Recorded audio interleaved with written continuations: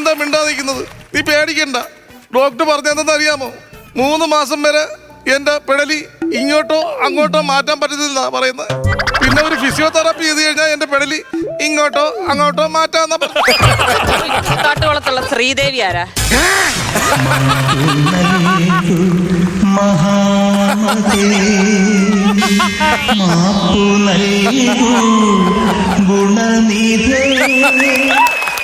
റെഡിയായി,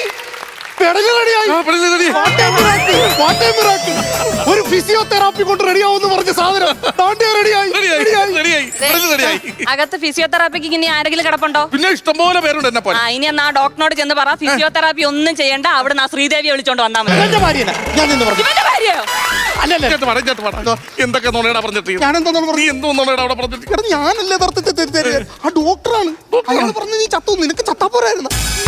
നീ എന്തിനാ വന്നത്? എനിക്ക് ഞാൻ ഒരു കാര്യം പറയട്ടാ. എനിക്ക് എന്റെ തലയിൽ തേങ്ങ വീണതിന് ശേഷം എനിക്ക് ഒന്നും ഓർമ്മയില്ല. എന്താ ഒന്നുകൂടെ പറഞ്ഞേ?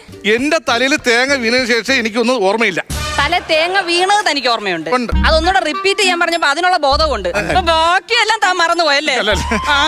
എനിക്ക് മനസ്സിലാവുന്നുണ്ട് കണ്ണൻ ചേട്ടാ. ചേട്ടനും അറിയാലോ ഇയാളൊരു ഭക്ഷണ കൊതിയനല്ലേ. ഇയാള് പച്ചപ്പാതിരാത്രി വിളിച്ചുണർത്തിയിട്ട് ആഹാരം വേണോന്ന് പറഞ്ഞാൽ ഞാൻ ഉണ്ടാക്കി കൊടുക്കും. എങ്ങനെ നോക്കിയതാ ഈ മനുഷ്യനെ ഞാൻ. എന്നിട്ട് നിങ്ങൾക്ക് ശ്രീദേവിയിൽ ഒരു കൊച്ചുണ്ടല്ലേ, 5-6 കൊല്ലമായി ഞങ്ങളുടെ കല്യാണം കഴിഞ്ഞിട്ട്. ഇതുപോലെ നോക്കിയിട്ട് എനിക്കൊരു കുഞ്ഞിക്കാല് കാണാൻ പറ്റിയിട്ടുണ്ടോ? ആ സംഭവം എന്താണെന്നറിയോ? എന്താ? അവന് ചോറ് ഇവിടെയും കൂറ് അവിടെയോ. നിന്റെ ഭാഗത്താണ് തെറ്റ്. ഇത്രയും സുന്ദരിയായ ഒരു ഭാര്യ ഉണ്ടായിട്ട് നിനക്ക് ഇതിന്റെ വല്ല ആവശ്യം ഉണ്ടായിരുന്നോടാ? എന്റെ പൊന്നുമോളെ ഒരു കാര്യം പറട്ടെ, മിനിഞ്ഞാന്നും രാവിലെ ഞാൻ നിന്നെ സ്വപ്നം കണ്ടതേ ഉള്ളൂ. എടാ നീ എന്താ എന്റെ ഭാര്യ സ്വപ്നം കാണുന്നത്? എന്റെ അളിയ ഇത് സ്വപ്നമാണ്. വരാൻ നേരത്ത് അവന്റെ ഭാര്യ ഇവന്റെ ഭാര്യ എന്നൊന്നുമില്ല. എനിക്ക് എഡിറ്റ് ചെയ്ത് കാണാനായിട്ട് അറിയത്തില്ല. നിങ്ങൾക്കറിയാവോ എനിക്ക് പാരമ്പര്യമായിട്ട് മാങ്ങാമാല കിട്ടി, പാലക്കാമാല കിട്ടി. ഇതെല്ലാം ഇങ്ങനെ ചോദിച്ചപ്പോ ഞാൻ എടുത്തു കൊടുത്ത് എന്നിട്ട് ഇങ്ങനെ അതുകൊണ്ട് വിറ്റ് തൊലച്ച്. ആ വർത്തമാനം മാത്രം പറയരുത്. എന്താ? അവൻ പല വൃത്തികേടുകളും ചെയ്തു കാണും, പക്ഷെ അവനത് വിറ്റ് തൊലച്ചൊന്നും മാത്രം പറയരുത്. പിന്നെ അതെവിടെ? കൂത്താട്ടുകുളത്തുള്ള ശ്രീദേവി ഇല്ലേ, അവളുടെ കഴുത്തെ കിടപ്പുണ്ട് ഈ പാവയ്ക്കാമാലയും മാങ്ങാമാലയും എല്ലാം. എനിക്ക് എന്റെ മാങ്ങാമാല ഇപ്പൊ വേണം. എനിക്ക് എന്റെ മാങ്ങാമാല ഇപ്പൊ വേണം. ഒരു മാങ്ങാച്ചാർന്ന് മേടിക്കാനുള്ള പൈസ പോലും എന്റെ ഇല്ല. എന്റെ കാലം നിങ്ങളുണ്ടല്ലോ. ഞാൻ ഇന്ന് ഇറങ്ങി പോകുക ഇവിടുന്ന്. നാളെ രാവിലെ വീട്ടിൽ പേപ്പർ വരും. പത്രം ഇടാൻ പോവാണോ? പത്രം ഇടാനാണോ? ഡിവോഴ്സ് പേപ്പർ നാളെ രാവിലെ നിങ്ങളുടെ വീട്ടിൽ വരും. ഞാൻ എന്റെ വീട്ടിൽ പോവാ. ഞാൻ എന്റെ വീട്ടിൽ പോവാ. എന്നാ പിന്നെ ഞാനും വരാം.